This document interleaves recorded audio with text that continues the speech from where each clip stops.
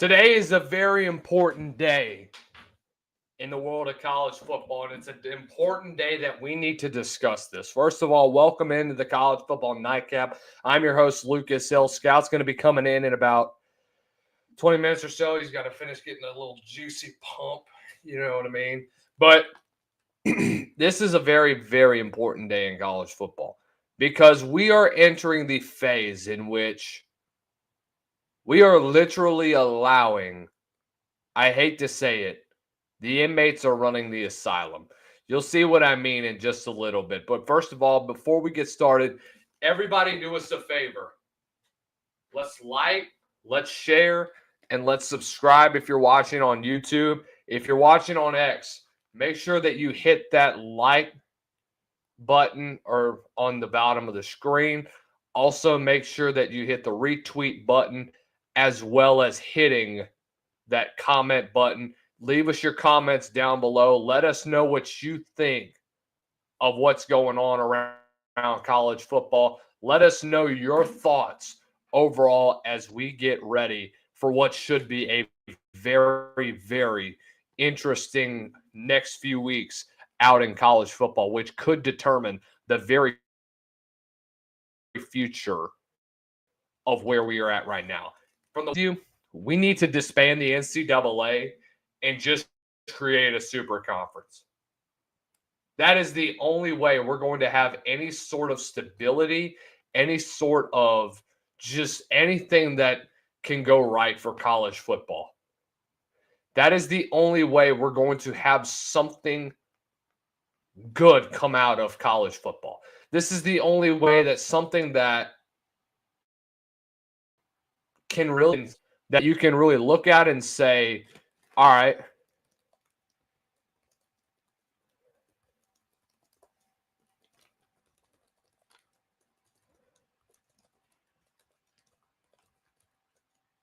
because number one, we need to have a super conference where we need to have all P4 schools.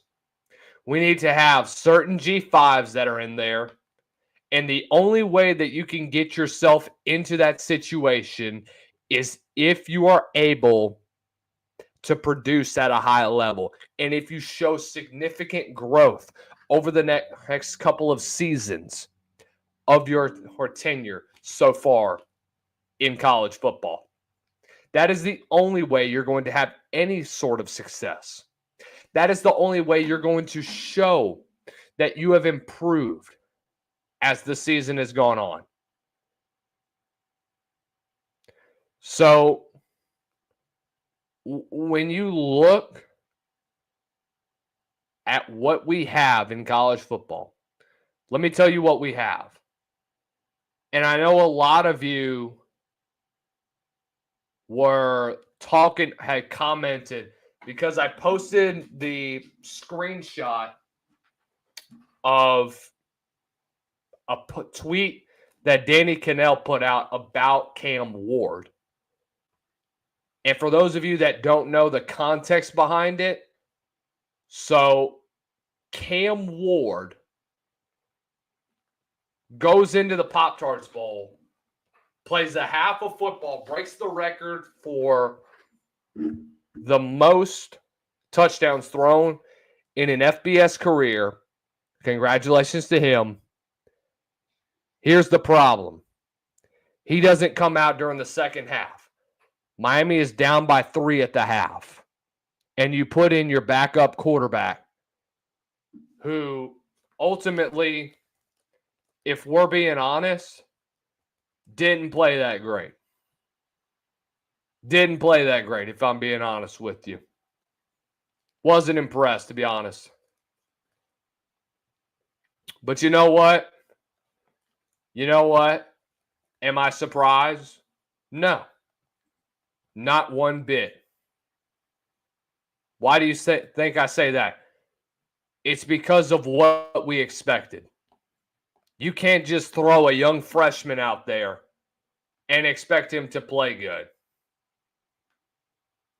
Emory Williams, 5 of 14, 26 yards and an interception. He got thrown into the wolves.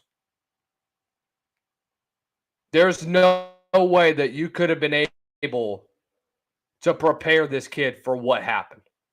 I'm sorry, he's a young sophomore. And yes, I talked about this on SEC Unfiltered earlier today with Harrison Fant. He told me that, okay, there's two sides to this. One is that you're getting a young dude involved and getting him an opportunity to play. I understand that. But the downside of this is that you're throwing him into the Wolves during a bowl game, having to replace arguably the dude who has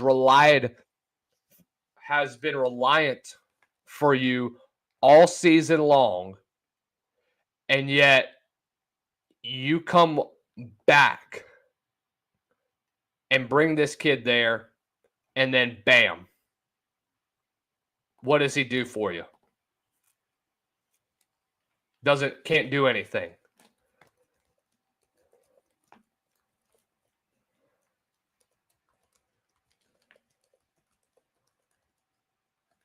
But is anybody surprised?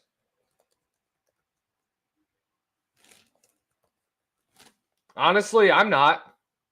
Why would you be? Because, guys, we got to be honest with each other. You can't just throw a young sophomore who's barely gotten any playing time out into the Wolves. You lost a lot of guys. Xavier Restrepo didn't play. You lost your number one receiver. And so this has been the Miami thing that has been going on for the past 20 years of their program.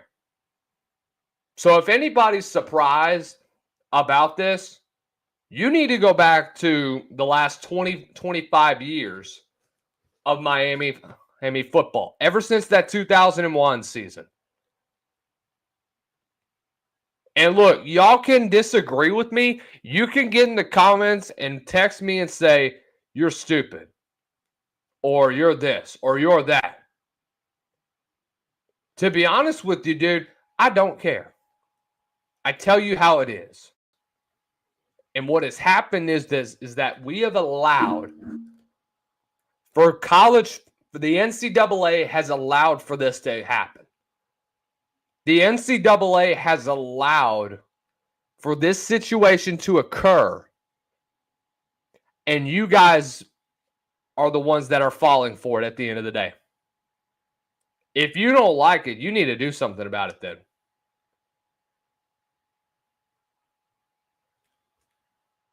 If you don't like it, then guess what?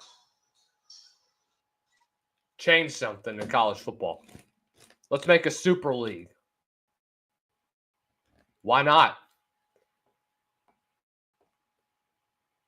Because if we can avoid things like this, that would be amazing. The problem is that we have allowed for this to happen. We have been allowing for this to happen ever since NIL became a thing. What is one good example of, and guys, believe it or not, this isn't the first time it's happened. Malik Neighbors did it last year for LSU. Malik Neighbors came in the 2023 or 2024 ReliaQuest Bowl, I think. He comes in, breaks the record for the most receiving yards in a career in LSU history. 3,000. Congratulations. He doesn't do anything, though. He ends up basically quitting. But luckily,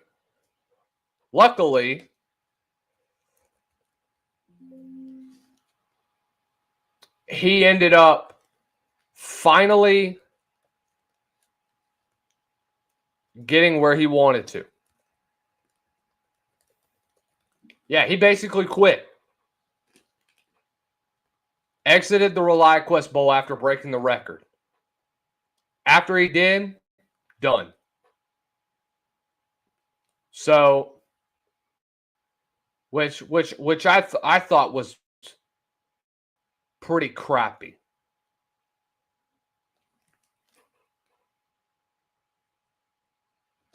So, did it hurt LSU at the end of the day? Not really. They came back and won. Whoop-de-doo. But look at what we've allowed. We've allowed for this to happen. And it's just going to continue to happen a lot more. We're here to break records. Is it going to affect our draft stock? No. We just wanted to break a record. Whoop-de-doo. Who honestly cares? The fans shouldn't. You should feel some sort of animosity or whatnot towards them, because that's ridiculous. That's ridiculous that you're allowing this. It's unbelievable what we're allowing here.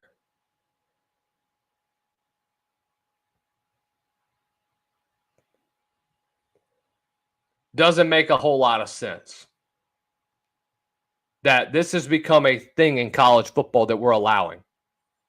That it's a thing that college football is looking at now. You're seeing what's going on. In my opinion, Cam Ward should have just opted out of the entire game. You either play the entire game or you opt out the entire game. But for you to play a half and not even finish the game when your team is down by what? 3?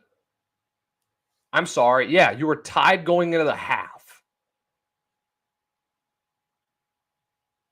Nope, I made a mistake. You were up by 3, and you lost the football game. What does that say about this team that you've helped rely on them throughout the majority of this season? What does that say about them for the dudes that have given you everything throughout the season? Makes absolutely no sense.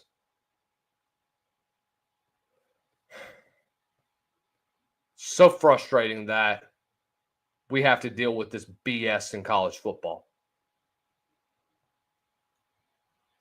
Absolutely makes no sense. And I don't know what to see. I don't know what to expect for the future of college football. It's concerning. It's very concerning that we're seeing this. It shouldn't have happened in the first place. Cam should have been given a choice. You either play the entire game and we'll back you up with insurance, or you're just not playing at all. Don't do none of that BS and say, oh, I'm just going to play a half of football and then break the record and then go home. No, you're not. Go sit your butt on the bench. Go put your freaking jersey. Don't even put your jersey on. Go sit in the stands. Go get ready for the draft. That's unacceptable. And the fact that we're accepting that in college football is ridiculous. Something needs to be stopped. Because Cam Ward just basically quit. Whether you like it or not, he quit. College football players saying they're grown. They're getting paid the same as basically getting paid just like the NFL. So why is this an issue now? You knew that this was coming, but you didn't want to stop it because it was for the athlete. So guess what? For as much as I am for the athlete and for dudes getting paid, I'm for NIL and all that. I think they've deserved it. There is a problem and a stigma that needs to break in college football. And it starts with this crap. Sitting out a freaking half. Not even playing the entire game. That's ridiculous. Bullcrap needs to change. That is ridiculous, ladies and gentlemen. Unbelievably ridiculous. So, If y'all don't like what I say, don't care. If y'all think I'm making this too big of a deal, okay, then go tell him to play a football game. I had about a good bit of you DM'd me about this. That I'm either overreacting or people are doing this and that. No, they're not. They're being real. I tell you how it is. You play a full game. Go get insurance. Do what you got to do to benefit you. But be there for your boys who you've relied on the entire season. And that's the thing about Miami that has hurt them for the last 25 years. There's a bunch of selfish dudes on this team. That has been the biggest plague for them and why they've always fallen short of winning an ACC and of winning a national title because of dudes playing for themselves. That's what you just saw on Saturday night, and it's going to continue to be a stigma in college football. Whether you guys like it or not, that's the new stigma of what's going to happen in college football. It sucks. It shouldn't be a deal like this. But you know what? Hey, that's what sucks in college football is that you have things like this. Is that we're in the middle of looking at things like this. Does it make sense? Absolutely not. But guess what? The NCAA can't really do a whole lot about it, man. Just can't. But you know what? Somebody's going to stop it. Somebody's going to have to stop it. We'll just have to see.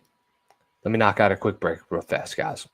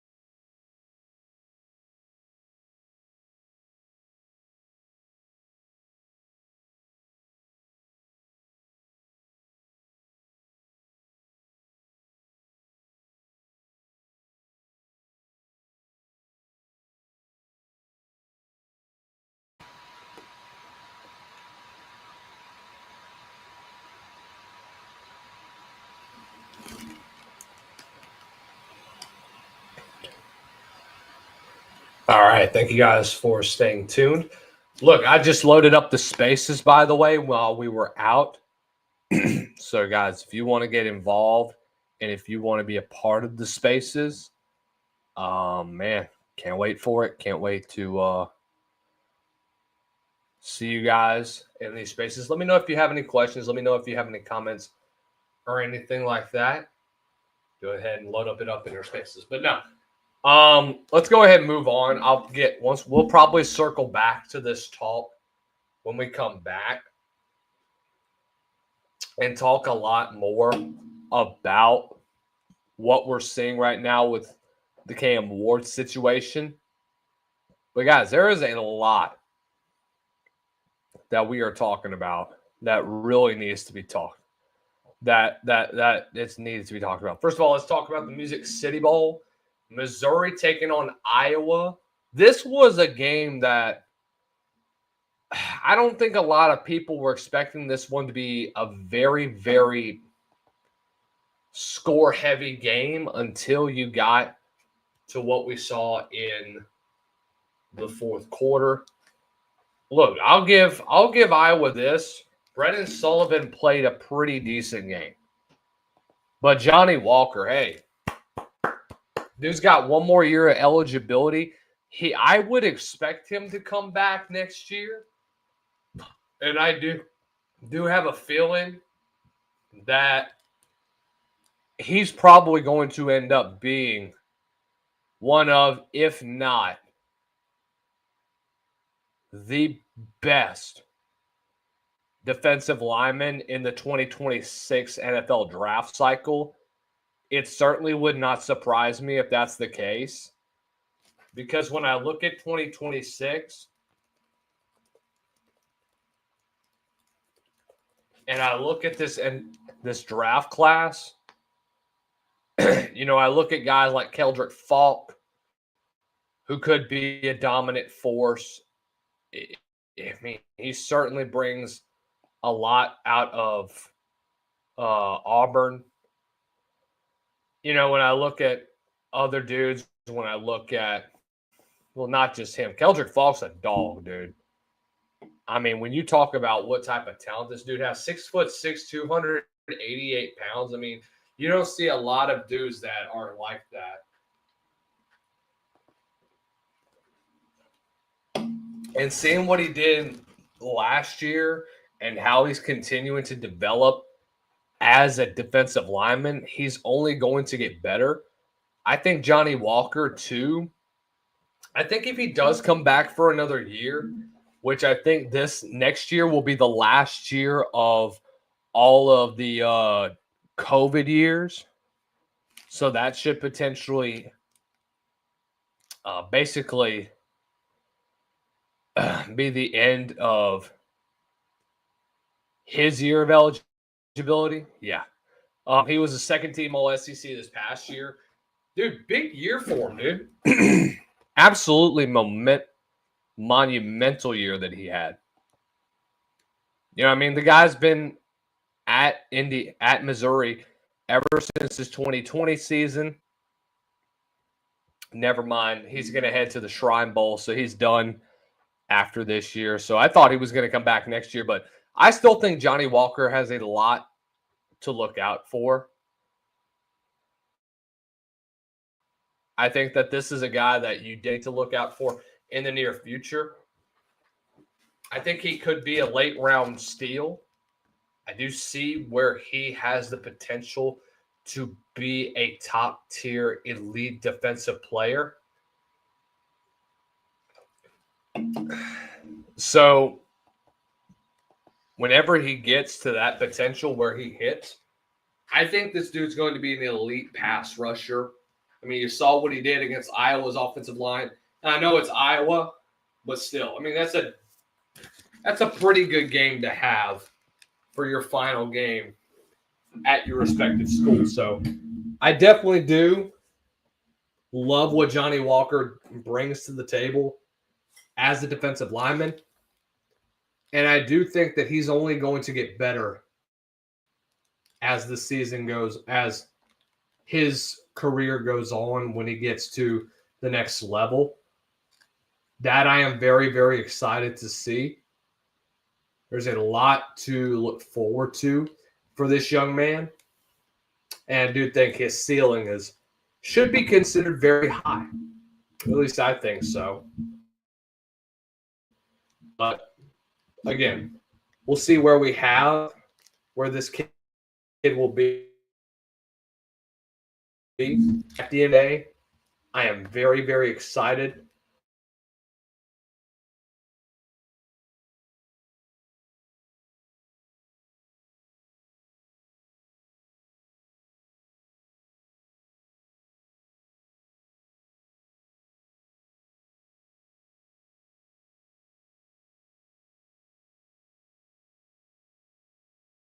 God. I'm not saying that this kid is going to be a first round pick. What I do see is him potentially being like a poster. I do potentially see this dude being a late round steal, maybe a fourth or fifth rounder. But this dude has a lot of potential. Huge, huge upside.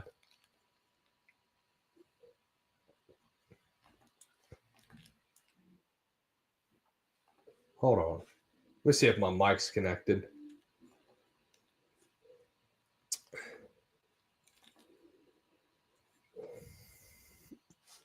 Let me see if this one is. See if that one works. That might be a little bit better. Check my.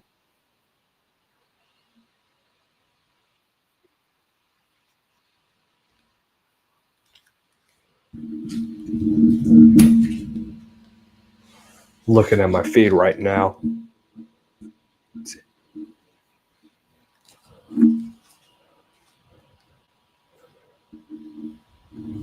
Checking my feed real fast.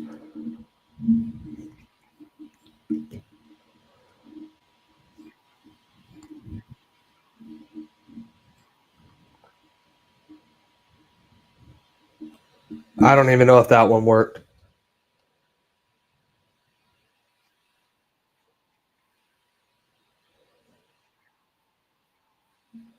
All right, let me move it back to that original one that I had.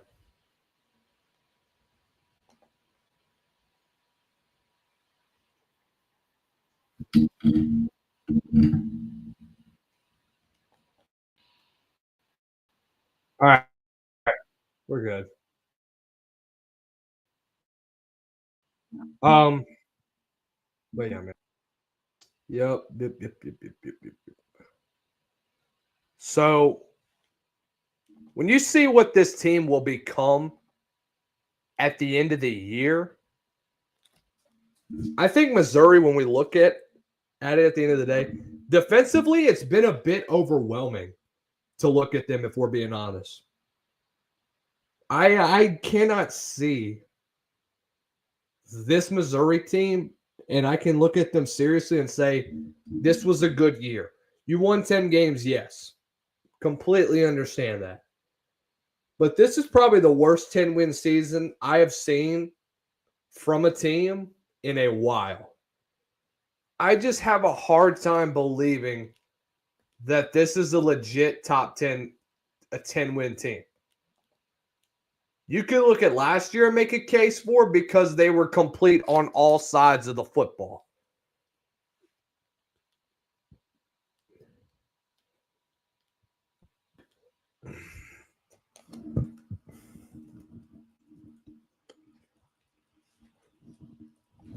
So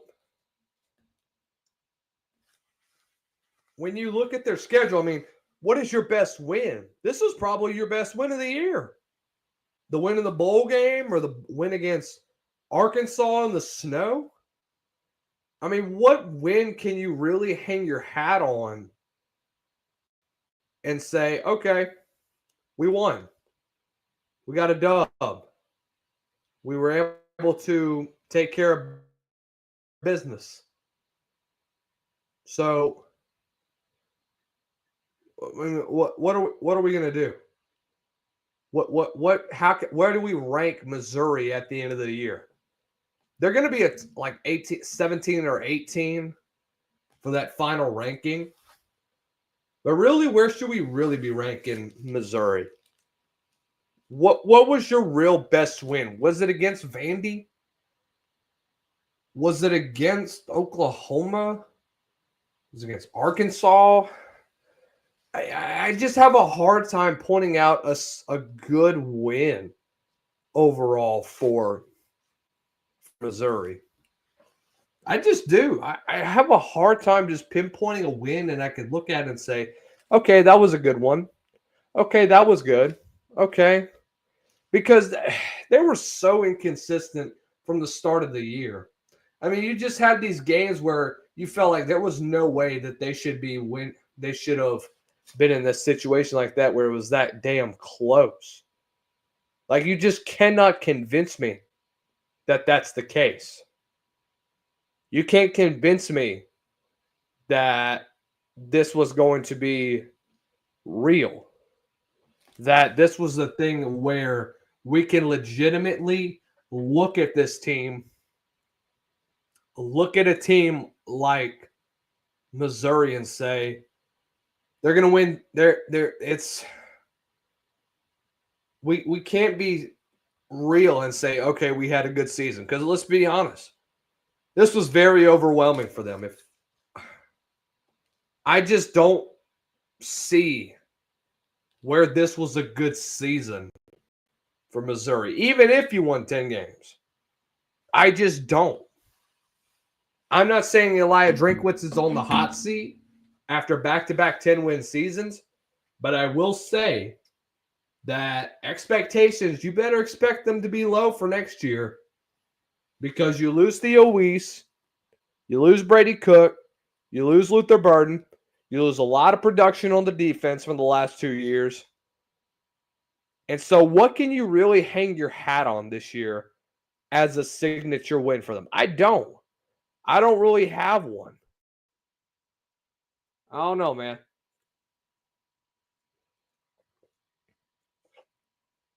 I just don't, bro.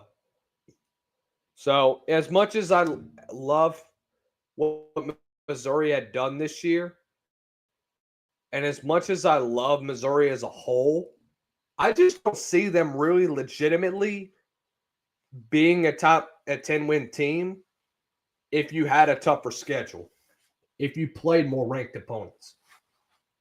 Sorry. In 3 games you did play, two of which were blowouts. You got blown out by Texas A&M. You got blown out by Alabama. And then the game against South Carolina, you blew it at the end. You could have had an 11-win season. But you didn't because you blew it. You could have legitimately put yourself in the college football playoff race. If you had beaten South Carolina with how the committee ran things, it would have been between Missouri and it would have been between SMU for the final spot.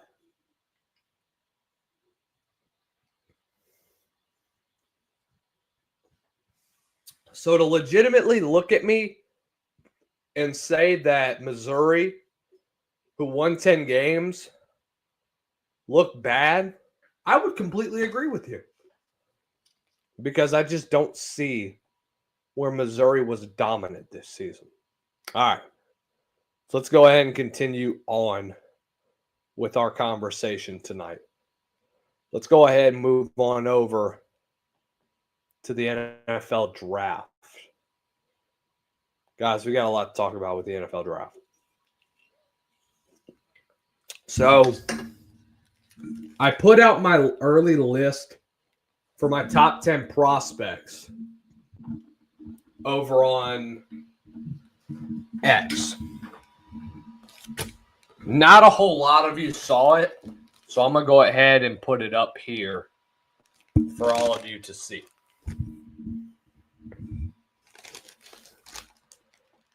All right, let me go ahead and pull this thing up. All right.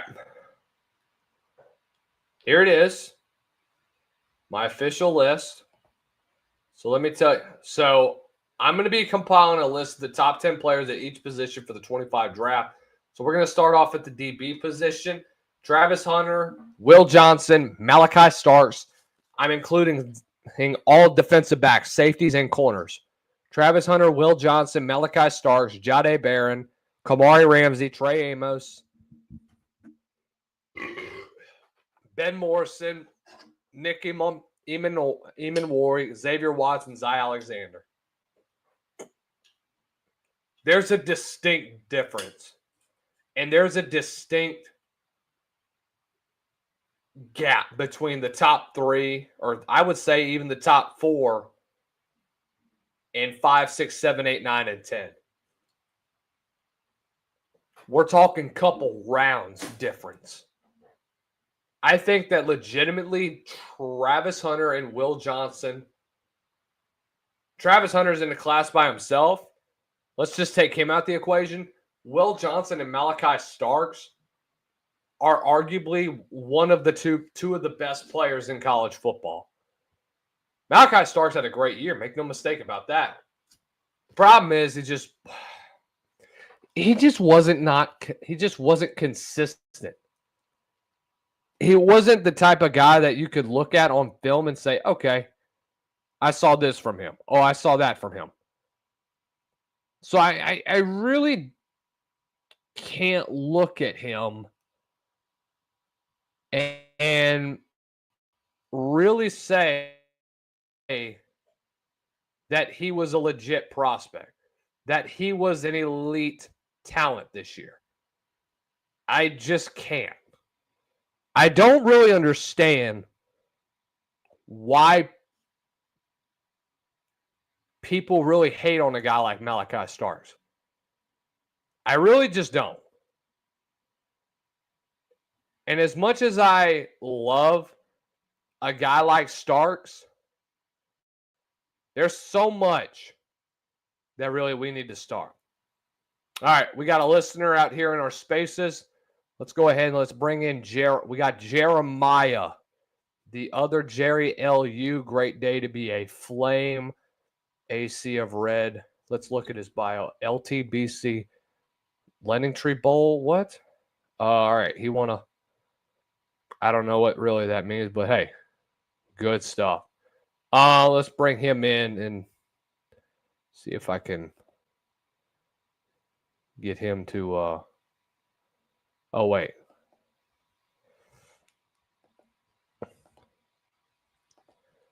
See if he wants to go ahead and speak and hop into our chat. If so, that'd be awesome. But yeah, man, I mean, it's definitely going to be an interesting draft. Liberty this year was fairly overwhelming too. I'll be honest. Liberty had their moments where at the beginning of the year, you could really consider them as an early contender for a G5 spot in the playoff. And all of a sudden, it was so much inconsistency. So let's go ahead and let's go on over to our spaces and let's bring in other than Jeremiah. Jeremiah, what's up, man? Hey, how you doing? Good to see you, brother. What's on your mind tonight? I know you're a Liberty guy. I know it was a very overwhelming season. You lose to the worst team in the history of college football right now. And now all of it, you guys end up losing to the eventual CUSA champs and then lose to Sam Houston to basically shut you guys out of a potential New Orleans Bowl. So now you get to go to the Bahamas.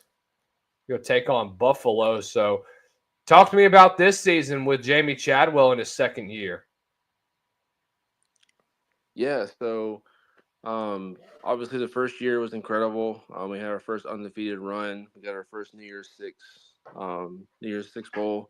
People will look at that and we got blown out, and people will look at that and be like, "Oh, you guys shouldn't have been there." But it was a huge step for us as a program. And then obviously, Jamie made the comment. He was like, "Oh yeah, maybe I won a few too many games too early." And you turn around and you only win 8 games. And, you have I would personally call them the level-headed fans who are all like, hey, 8 wins is a down year, sign me up for that. I'll take 8 wins for a down year any year.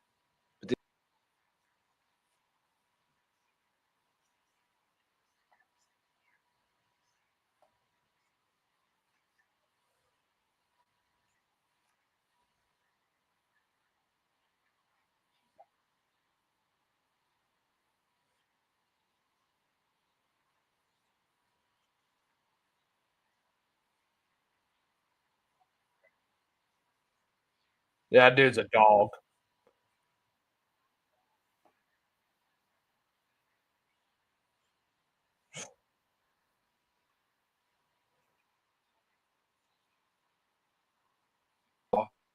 I was actually there to witness that heartbreak. But it was a fun game.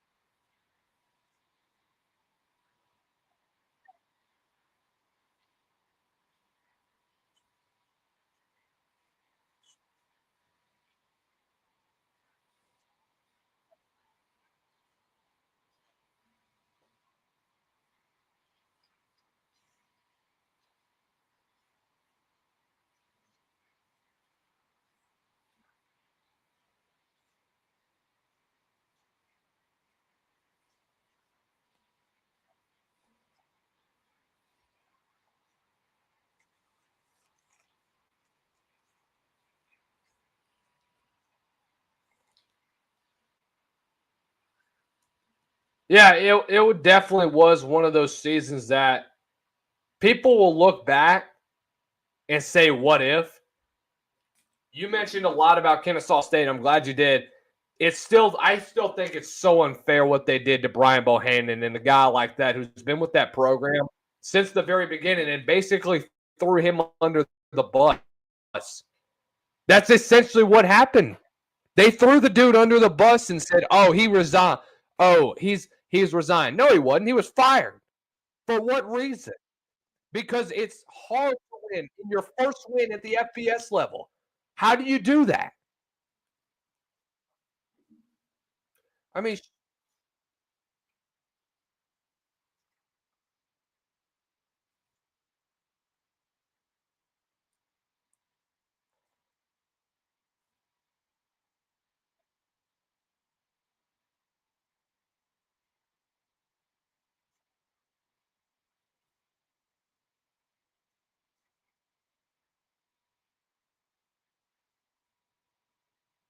no, no. It's hard to even win in your first year at the FBS level, especially not coming from the FCS where it's a whole different ordeal. I think everybody wants to be the next J State or they want to be the next JSU. Everybody's so focused on doing that they don't realize how long it takes to build a program. They don't know how long it really does take for everything to come to fruition, especially when it comes to recruiting. I mean, Kennesaw State is literally around the state of Georgia. They're like, it's you're not in a hotbed for recruiting, especially when you look at your overall record and the state of your program of where it's at now. But hopefully, Jerry Mack can help turn it around. I have a lot of respect for him. He's a former South Alabama receivers coach. Scout will like that a lot. Former OC with Rice and longtime running backs coach around the SEC as well as with Jacksonville this past year. But there's a lot to fix in that program, man.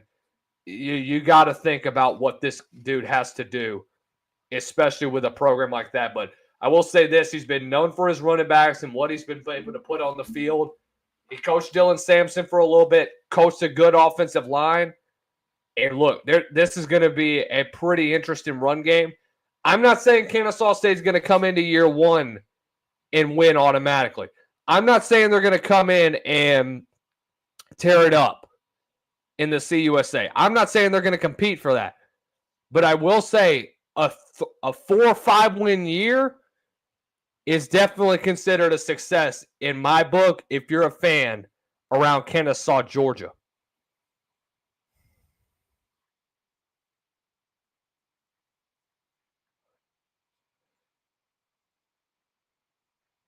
Oh, hell yeah.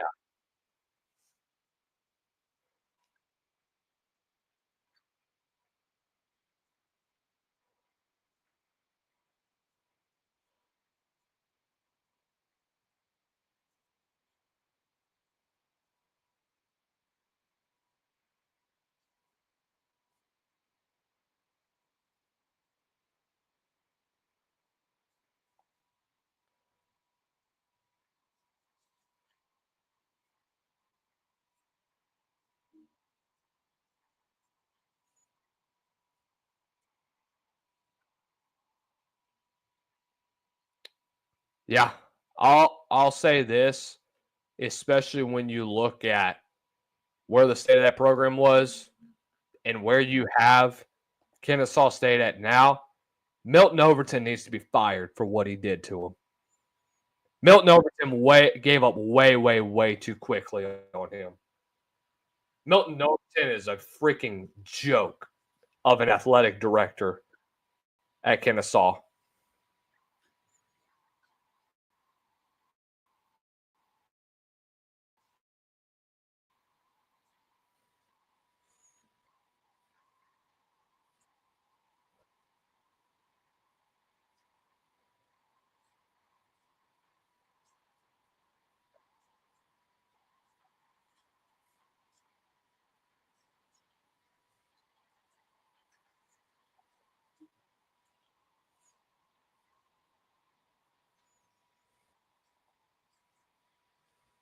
I don't know, man. It's there's just way too much to deal with on that situation, and there's a lot that's still about to uncover as this situation unravels. Milton Overton's about to get fired pretty soon, I would hope, because that's just a joke of how he was thrown under the bus like that. Anyway, Scout, I'm glad you're here actually, because I wanted to get your take on this. I told the folks here already about the Cam Ward situation. If you weren't here for it, let me just tell you, it was bad. It was a joke to me about what he did throughout that football game and what he did over the course of the week. I don't care if there was a freaking game plan for Cam Ward to just play a half of football and then exit the game. That was chicken shit to me. That was absolutely chicken shit. There's no way that you can go into a game, play a half of football, only be up by 3, and then say, I'm not going back in. I don't care if there was an agreement for that. You either do one of two things: you opt out, or you play the full game with insurance, like what Colorado did with Shador and Travis Hunter.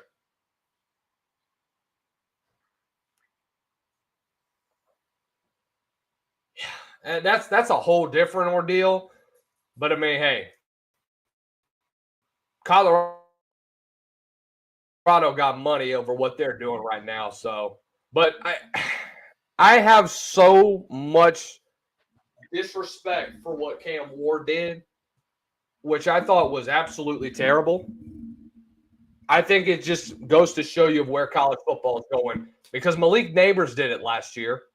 He only played a couple drives once he got the LSU record for the most receptions and receiving yards in LSU history, and then dipped after that.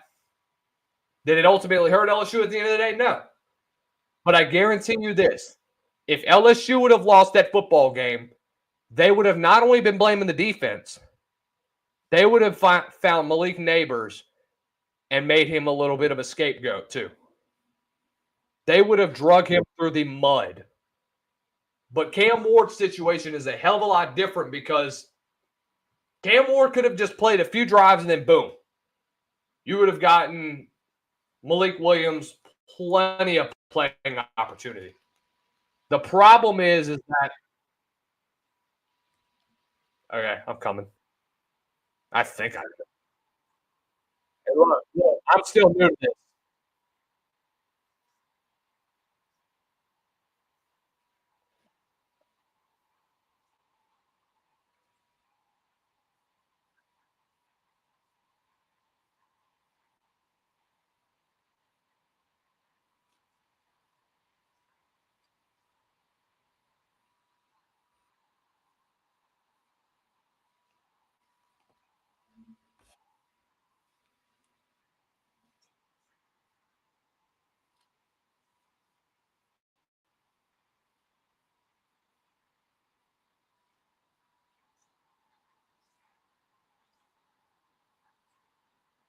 Oh, yeah.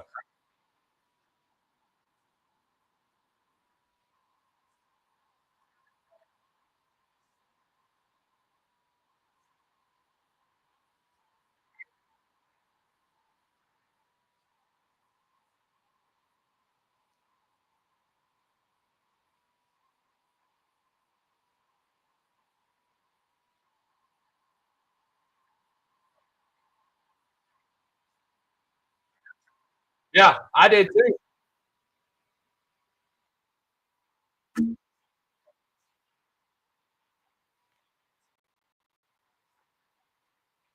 Oh, hell no.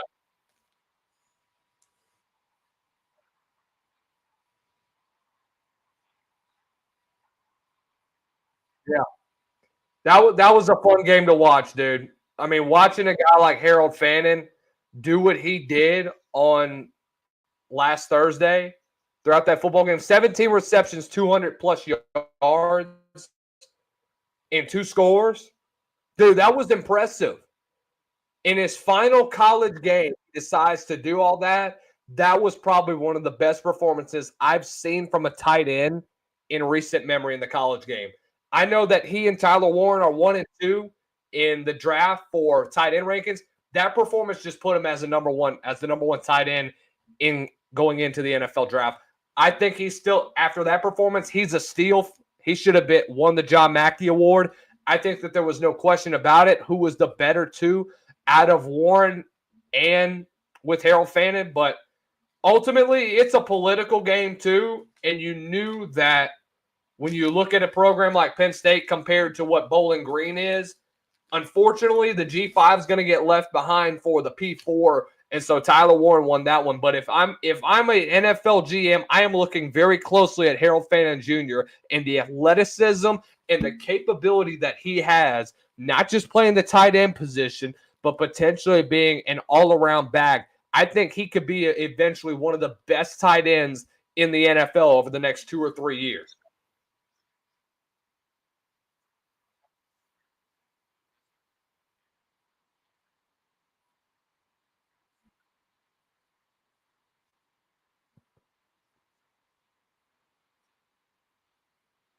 Talking you or we talking Miami of Ohio? We talking you or Miami of Ohio? Okay, okay, okay, good.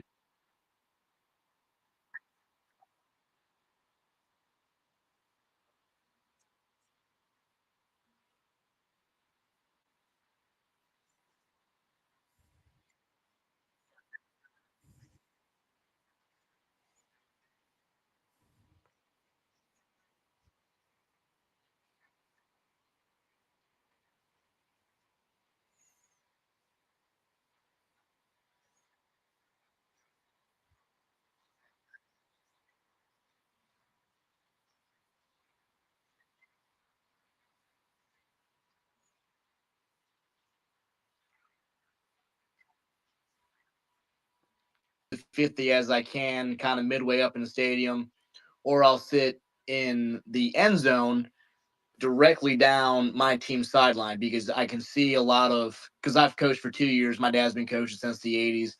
You can see a lot of the coaches. You can see a lot of the play calling, this, that, and the third. Just a different point of view. just a preference. But I made it a point to go watch Cam Ward's final game. And if you guys know my Twitter, you guys know that I am the cursed Miami Hurricane fan. I've seen one win in the last 2,298 days now. And I go to about 2-3 games a year. So that being said, but at the game, you know, this is my input on the whole Cam Ward sitting out. He didn't sit out. He got pulled. He got benched. He did not. That wasn't his decision. He warmed up at halftime. He warmed up to start the second half.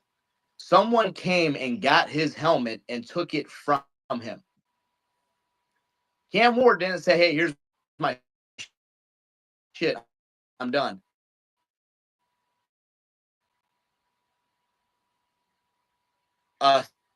Came up to Ward, took his helmet, and that was it. That was all she wrote. The line than any coach ever was the entire game. Every timeout, every anything, he was always the first one out there to go hype up his teammates, coach up his teammates.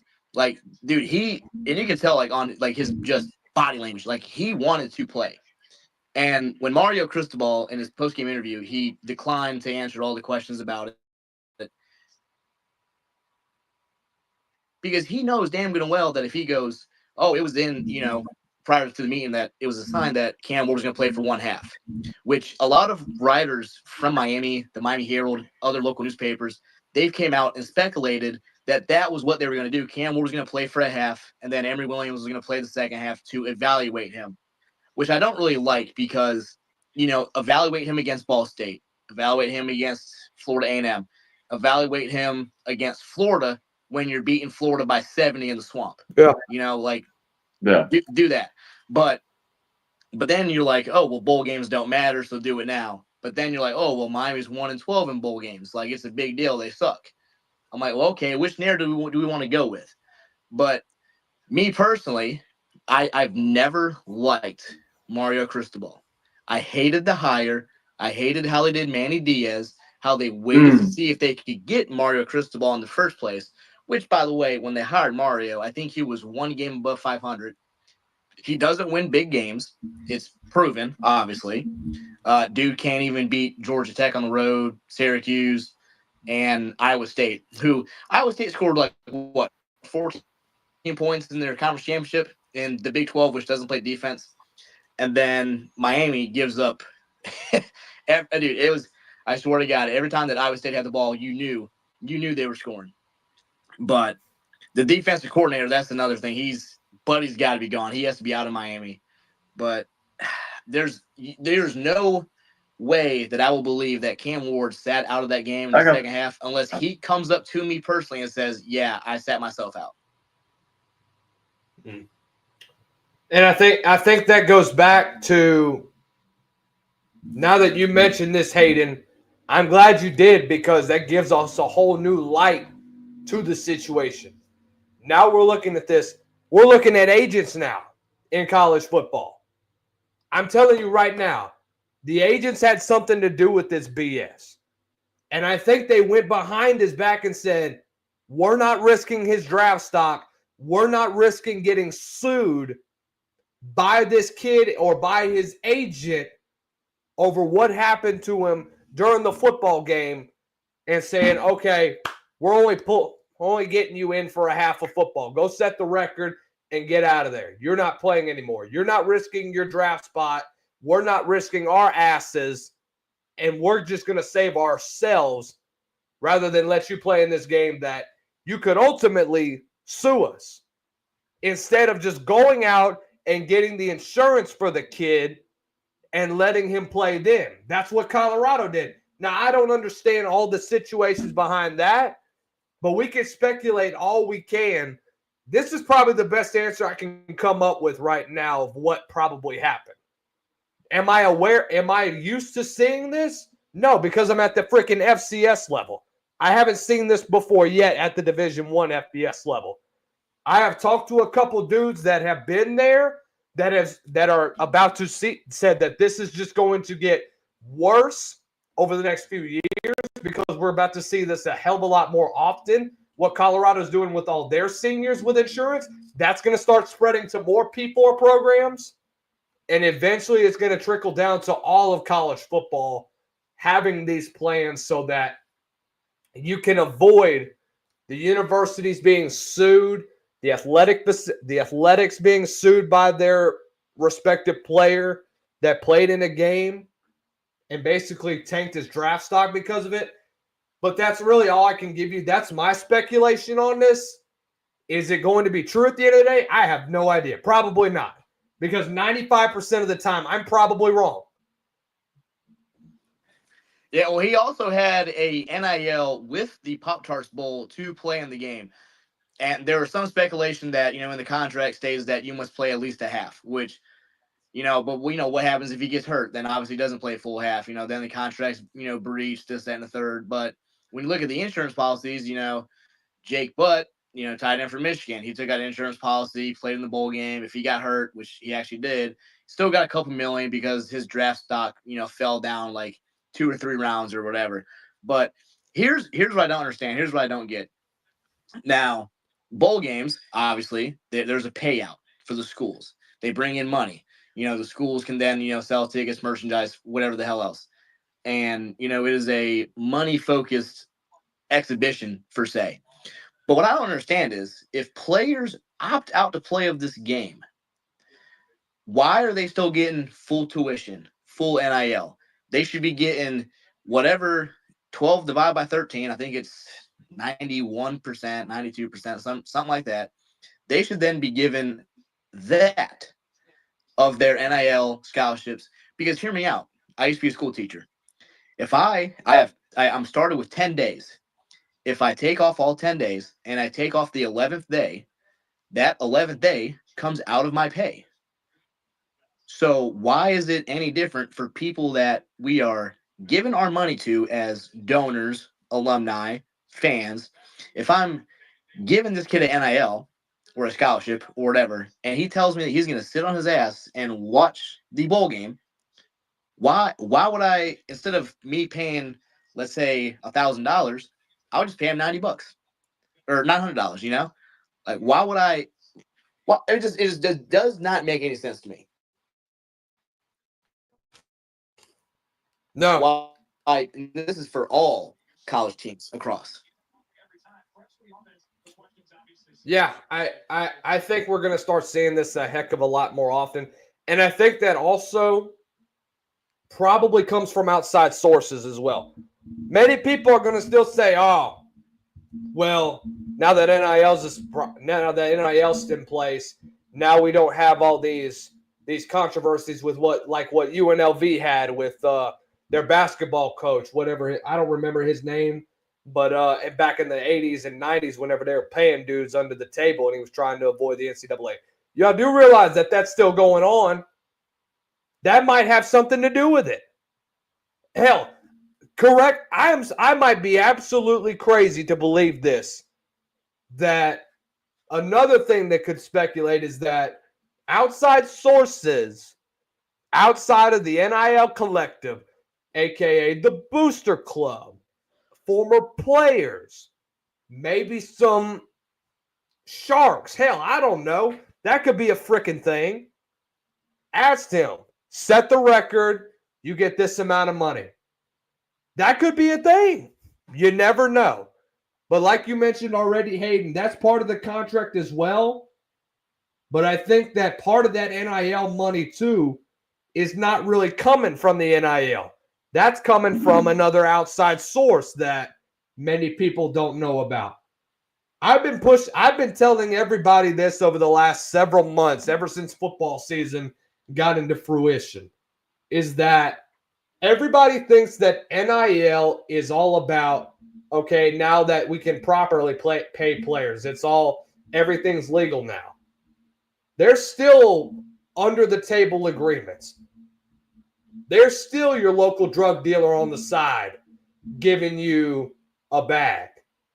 There's still outside sources in college football that are giving kids bags for doing so-and-so. Miami got busted for it back in the 80s with the 2 Live Crew gang. And now The rest of college football is doing it. The only problem is they haven't got caught. I'm not saying Miami's the only team that has done it and that's gotten caught. There's been plenty others. But you got to be real about what's going on in college football right now, because it's turning into not just the JV NFL, but it's closer and closer to what we're seeing potentially becoming an underground drug scheme. Well, see, you mentioned that too. It's the same thing with coaches. You look at Coastal Carolina, because we got absolutely annihilated by the Roadrunners. That actually saved the university $450,000, because if Coastal wins a bowl game, they give the head coach $400,000. They already give him a $300,000 for just being invited to the bowl game. So essentially, had Coastal won the bowl game, that would have been $750,000 that they gave the staff. You already get $300,000 for making it. You get $400,000 for winning it, and then your contract increases every year by $50,000 for a winning record. Obviously, Coastal went 6 and 7, so Beck did not get the $50,000. But now those incentives that Beck gets, and this is his decision, he gets 50% of all incentives. The other staff, big time supporters or whatever, they get the other 50%. So shout out to Coastal for at least, saving some money. So we got some good coming out of there. But there still is stuff that goes along just like that with players. Like, believe me, it still goes on at Miami. Like, it goes for a lot of different sports too. Like some of the guys that played against, they made the pros and whatnot. Yeah. But we would have a lot of people that would come up, and any incentive, they'd be like, hey, this will be $100. This will be $100. This will be $100. And that was at the high school level. But when you look at the college level, oh, you best believe it still goes on. I know for a fact it goes on at Miami still. Like, I know a lot of our guys that, I kid you not,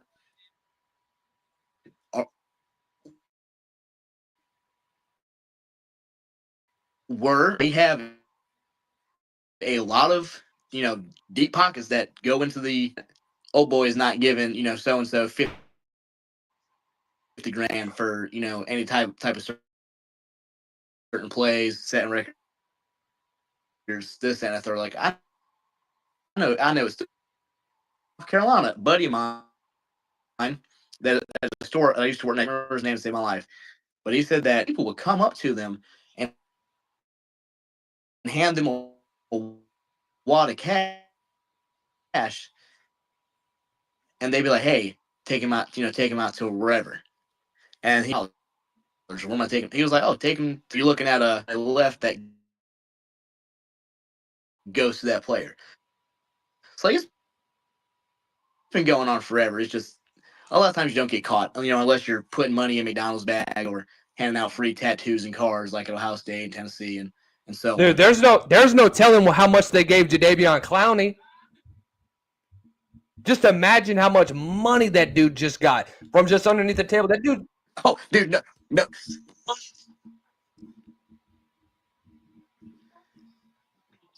Dude. Hey, don't shame on Steve Spurrier right now. I was at that game. I was in the upper deck on the other side of the field, and I heard that hit clear as day. Like, that's how big that hit was. Shout out Steve Spurrier, the only coach that made South Carolina relevant. Oh my gosh. Hey, Lou Holtz had his moments in his first couple seasons, and then that fight happened, and then that when all hell broke loose. Oh my Lord. Guys, we're going to go ahead and move on to our next topic. Ex-Florida State players are suing Leonard Hamilton over failed NIL payments.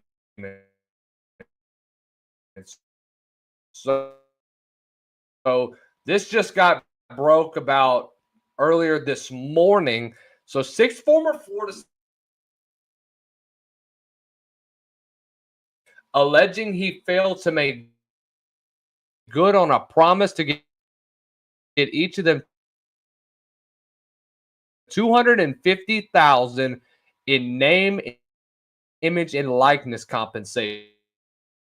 Darren Green Jr., Deontay Green, Cameron Fletcher, Josh Nickelberry, Primo Spears, and Jalen Worley filed suit in Dale based. This is another one of those he said, she said things.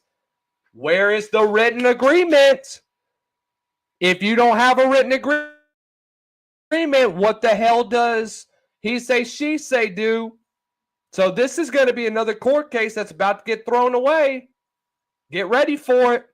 Many people don't want to admit it, but this is just going to be another Matthew Sluka situation.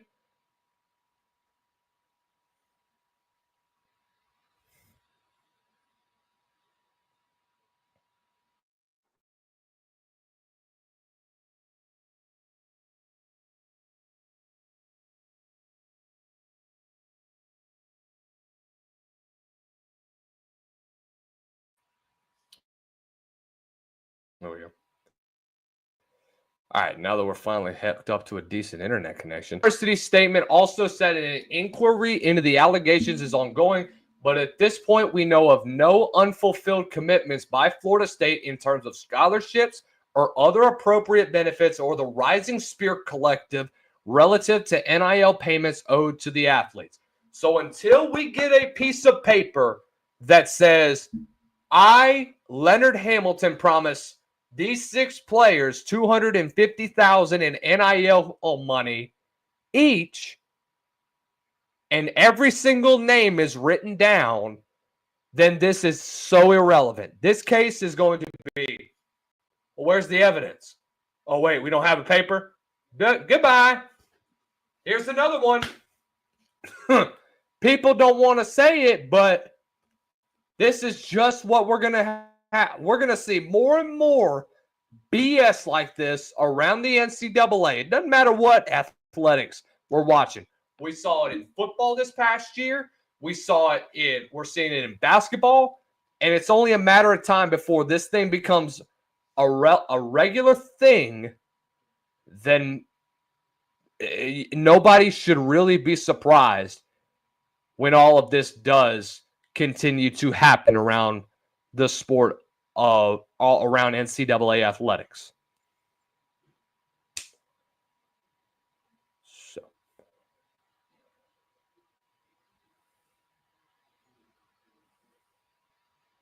all right, looks like the space has ended, but hey, good space, y'all, for real. Thank you guys for listening in. I know, my bad. I don't mean for my internet to go absolutely haywire. I know it's kind of crazy, but no, I'm literally just so sick and tired of my internet. It's kind of crazy, but no, man, it's been a wild, crazy few years in college football. It really is. So when you look overall at what has happened in college football, we're seeing it a lot more. Guarantee you.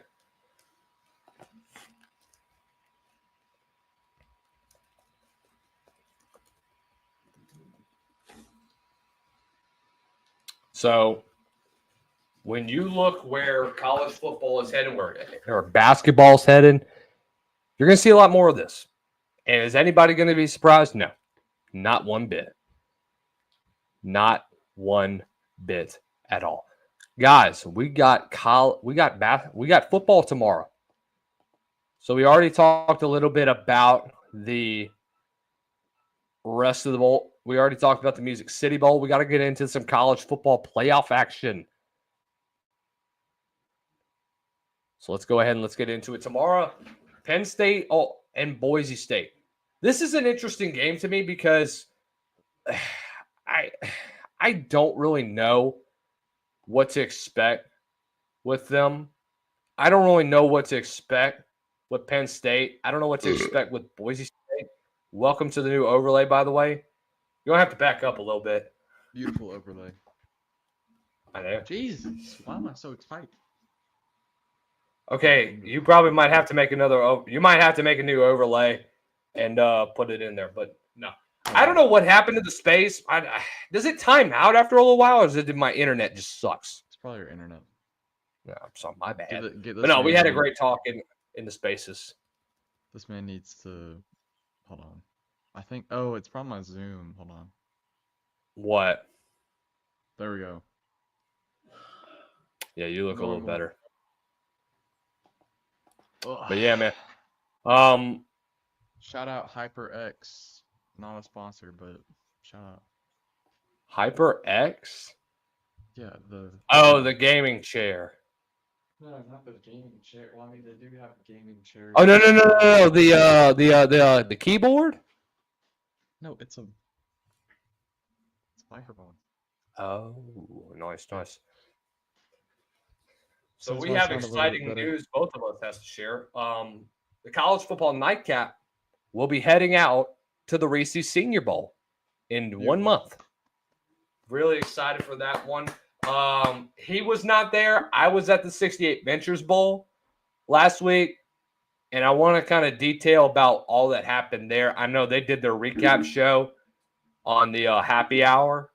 By the way, we'll be having another happy hour pretty soon, I would assume. Either today or tomorrow. Okay. But look, I'm probably not going to do it today. I got work in the morning. So, look, bro.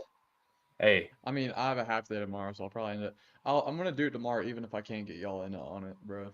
Yeah, just hit me up tomorrow evening. We'll probably let's do it tomorrow evening, honestly, to record. That'd probably be best because I'm going with my girlfriend to Well, her wait, does the aunt. ReliQuest Bowl happen tomorrow?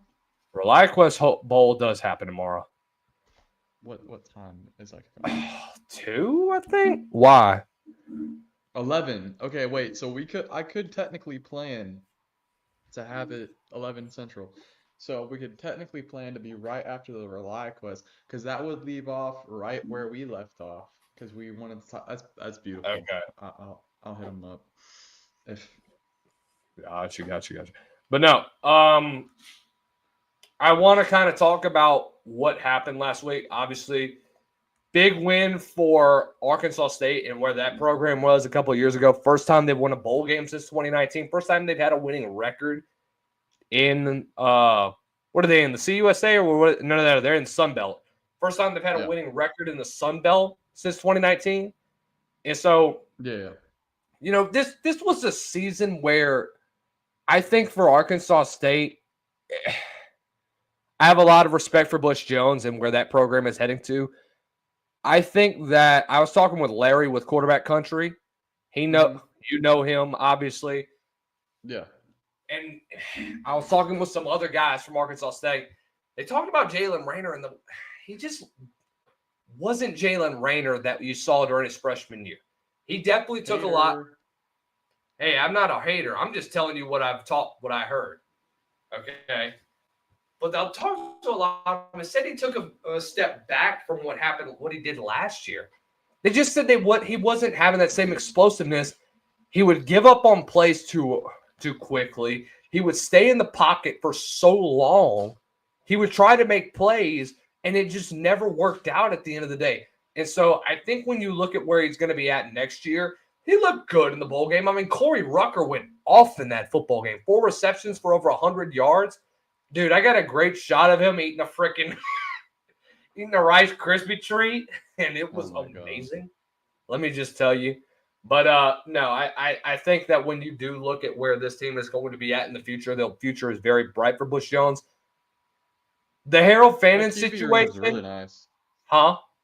The QB room is really nice. Considering their G5 team. At A State? Yeah. Okay. I haven't been there before. They got KJ Jackson. Or not KJ Jackson went to Arkansas. KJ Jefferson? No. KJ Jackson was a player from Montgomery that went to Arkansas State. Hold on.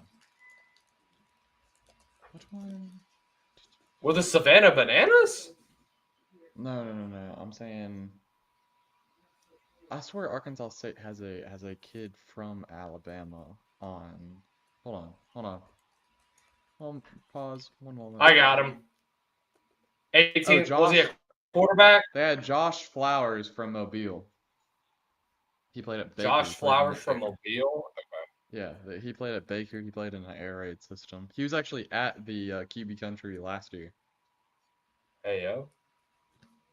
He wasn't participating. 4-star. But He's a 4-star.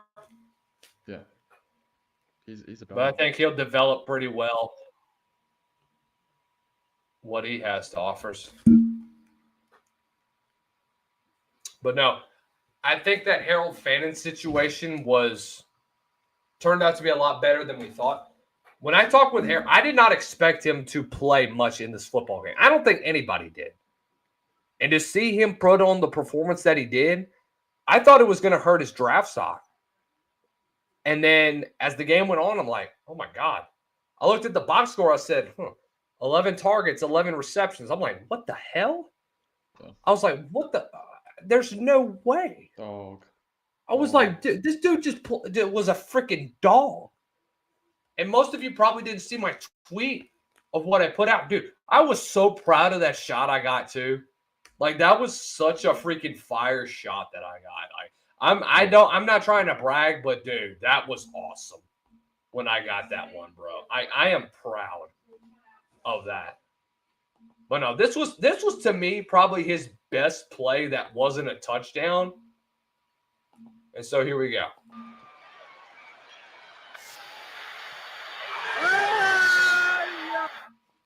Dude, I mean, we got to work on the ball tracking, but we're getting there. Hey, look. I've only been manning really a camera for about a solid couple months. I'm getting there. You just got to give me time. I'll get there eventually. But let him no, cook, I mean, let him the cook. way that he approached the game and the way that he was able to play throughout the What's majority your shirt size? Huh? What's your shirt size? Huh? What'd you say? What's your shirt XL size? line. T-shirt. What's your T-shirt size? I said XL. Oh, XL. Oh, XL. This is a man that wears XL, so his Why? pants are like this on him. Okay, I'm gonna What get you you an mean? SCS shirt. Don't worry. SCS shirt. So you're gonna get me an extra large SCS shirt? Yeah, it'll be. I think it's gonna be an Adidas shirt, but Hey yo. Hey, you gotta tell Micah to give me that little hoodie that he got you.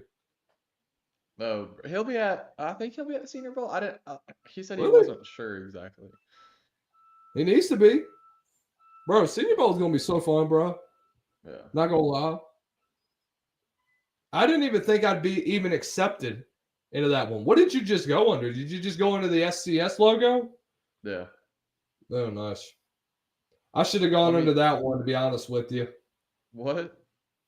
I was thinking about going under that one or the Nightcap one, but I was gonna be going to probably that one because that had more recognition. Hell yeah. That's shout out SCS. Facts. No, although But no, Southeastern. Hey, Southeastern What? came up clutch, dude. Oh, you went under Southeastern? Yeah. I got another gal that's gonna be coming with me. Another gal? Yeah. Her uncle, believe it or not, is none other than She got a Super Bowl Twitter, bro? champion Doug I Williams. gotta follow this person. Did you hear me? What? Yes. Her uncle is Super Bowl champion Doug Williams. Her brother-in-law is Clyde Edwards-Helaire.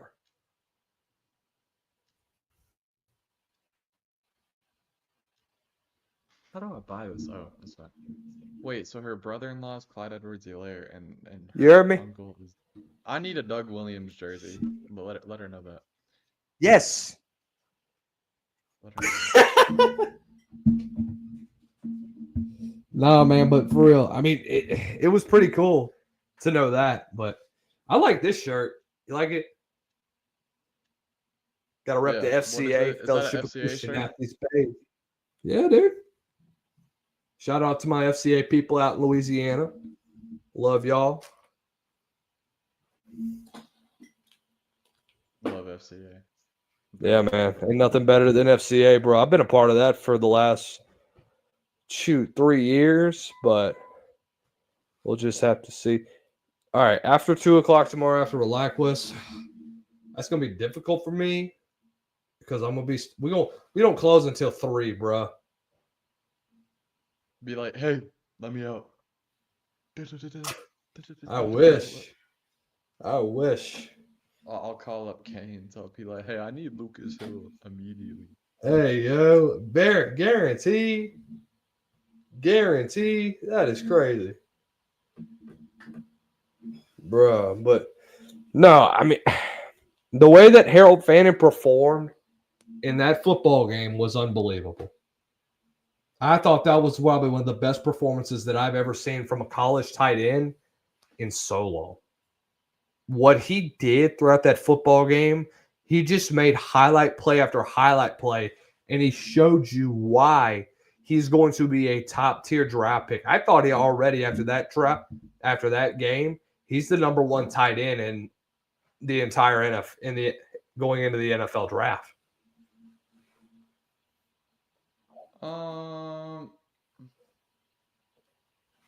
Oh, the Friday KC. Really? Lucas looks like he making one of those weird Spears videos. Blink twice if you need help. What in the hell? How? How? Is it the way I'm sitting? Like I'm just right here, dude. I mean, I'm just chilling. This is where I'm comfortable. It's the backwards hat for me, Chief. Yeah, probably so. Do I need to flip it around? Yeah. Is that better? Yep. Now you're about to like sell me your new SoundCloud, the country music album. I'm about to say you what? You're about to sell me your new SoundCloud country music album. Well, tune in now on iTunes and Spotify. Oh God. You do look like you'd do some shit like that for real. What? You look like you'd be a country music singer. Yeah. Ugh. I don't know, man. Probably so. WTF are you? What do you mean? You in a closet? No, I'm. You in a closet? No, I'm in my office. I don't think that word means what you think it means. Hey, you can take it however you want. I don't care. I'm just in here. I'm just in an office. Him. We got He's a him, printer. I can go up and show you my guns. No. Wait, can I say that on YouTube and on Instagram? I don't, probably not, but I don't. It's okay. There's not a whole lot of people will come in. The two viewers are really up in arms about it. I heard. We had 4 one time watching. We got nobody else watching on Instagram.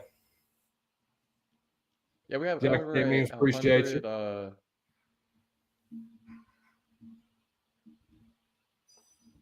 We had. Oh, sorry, I'm trying to play Indiana Jones. We had over 100. What do you call it? Interactions. No, views on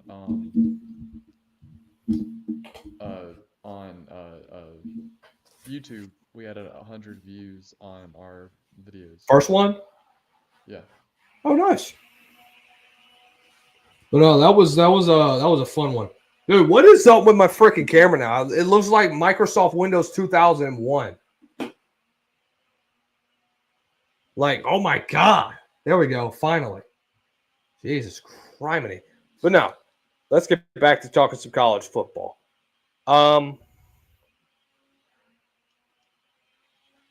There's so much around college football that's just a mess, to be honest with you, that it's truly unbelievable.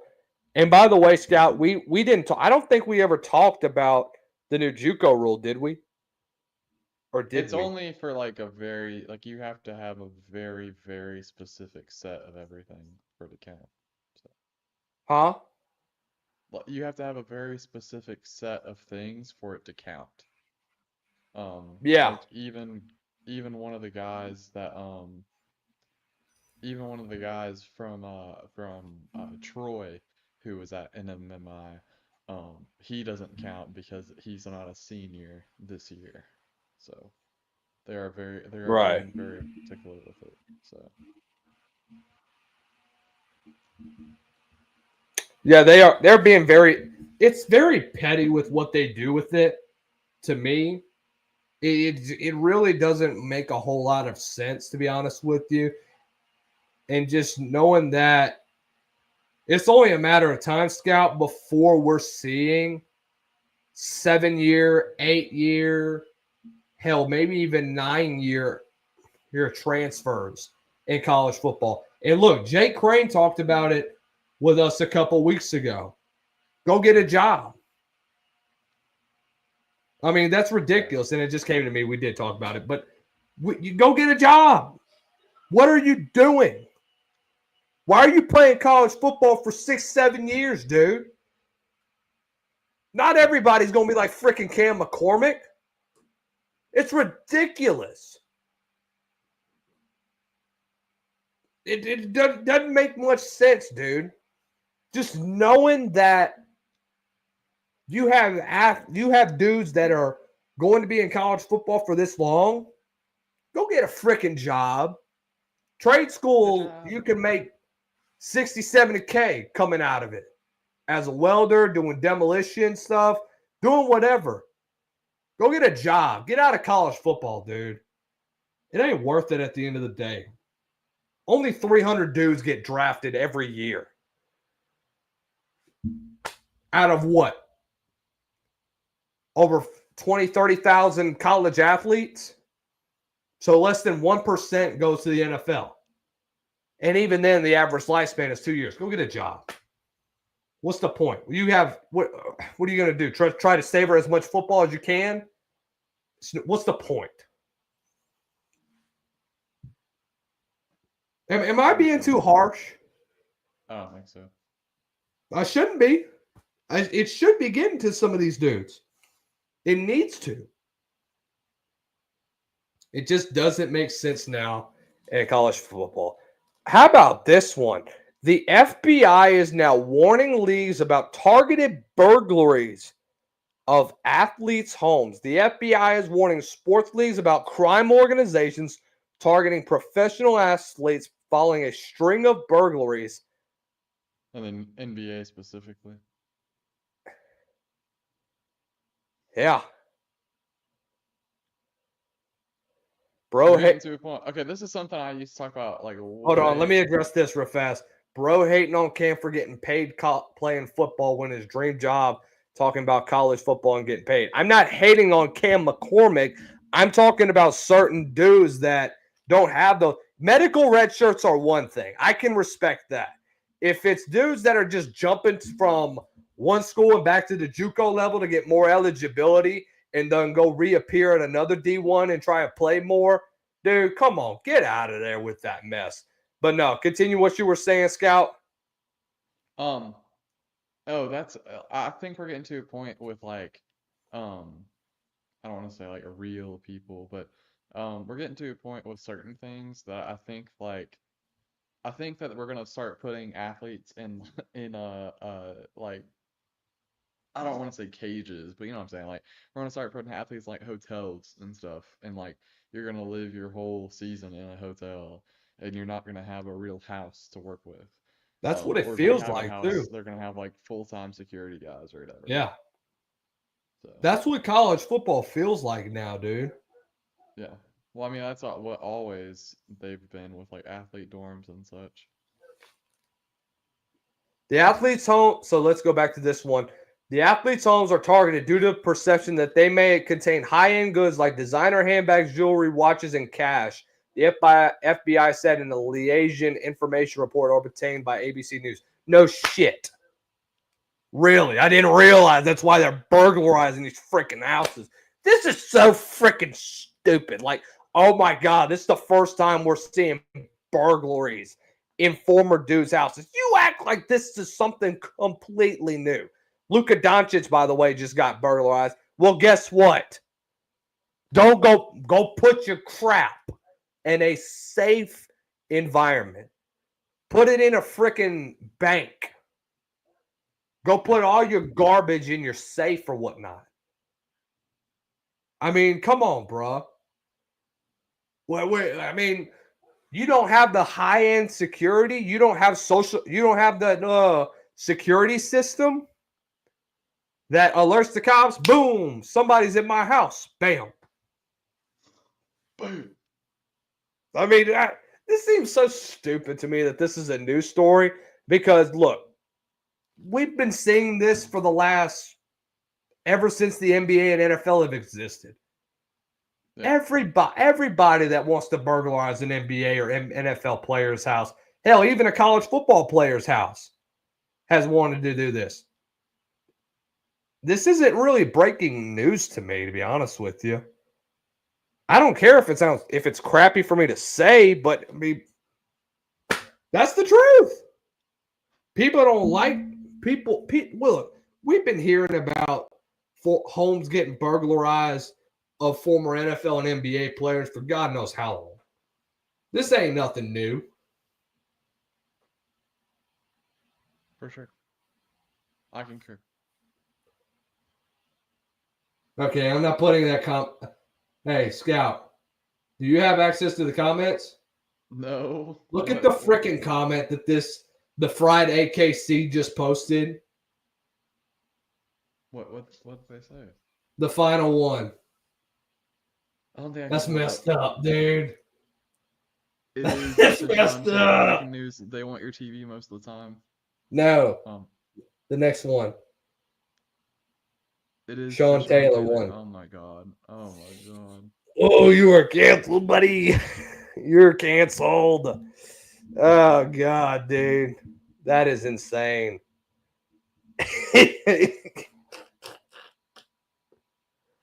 Oh, my God. That's bad. Oh, that's bad. Cancel him right now, chat. Press 1 to cancel. Okay, I Hey. found something that apparently the older generation that's not addicted to social media, they hate chat. Like they hate like the term chat. Cause like I'm Hey. getting dinner with some of my people that I watch like the Legion games with this week, and I was like, oh hey chat, I'm like, are we good for like this place for sure? And then someone was like, oh yeah, like we are, and I was like, oh, okay. So Scout, let me ask you if you've seen this one from Jim Mora. Jim Mora's at it again, dude. I saw this hey, tweet I'm like earlier the top comment on that. Be so real. Huh? I'm like the top comment on that. Did he respond to you? No, Like pass it on and share? no. But I thought mine was the funniest. That's funny though, dude. I'm about to Did you see go my take a look my at what we reply? see. Huh? Did you see my reply to him? No. Click it. Like click the I'm about actual to. Jim Mora tweet. I'm about to.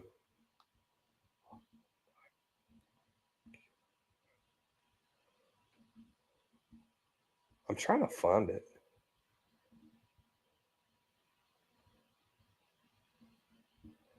But no, Jim Moore is a real one for that one because I mean, at least you're exposing something like that. Yeah.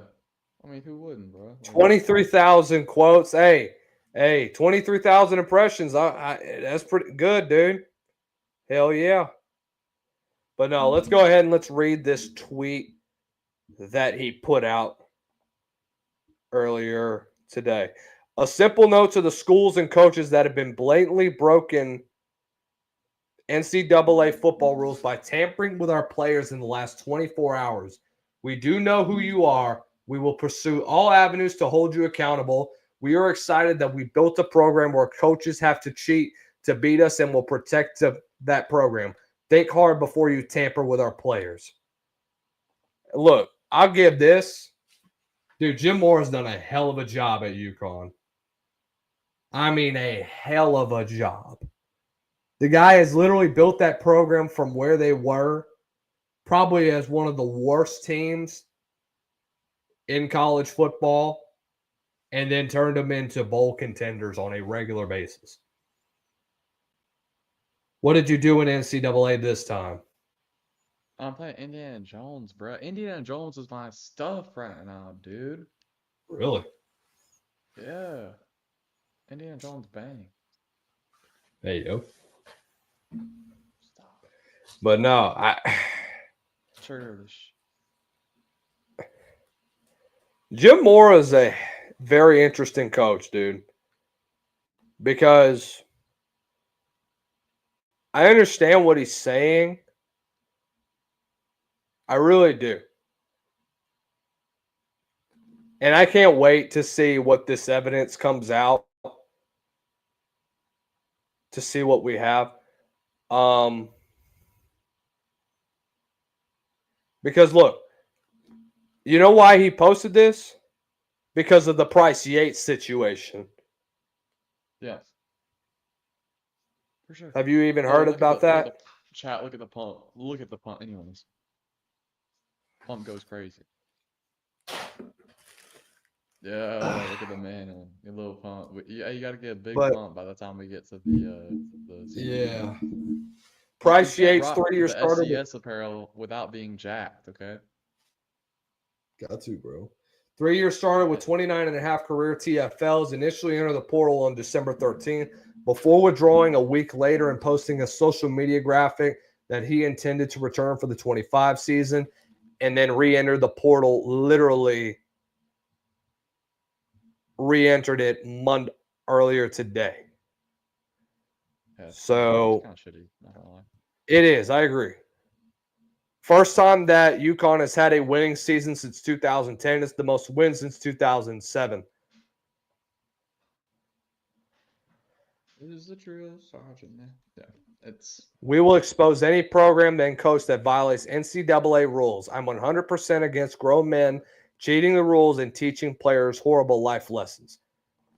Unfortunately, I know I respect for what he's doing, standing against this. The problem is it's going to continue to go on. And unless they want to expose them for such, it's going to continue to go on. As much as Jim Mora hates it, and as much as college football is going to suffer because of it, it's going to continue to go on. And as much as people don't like it, unfortunately, you're going to have to live with that for a little while.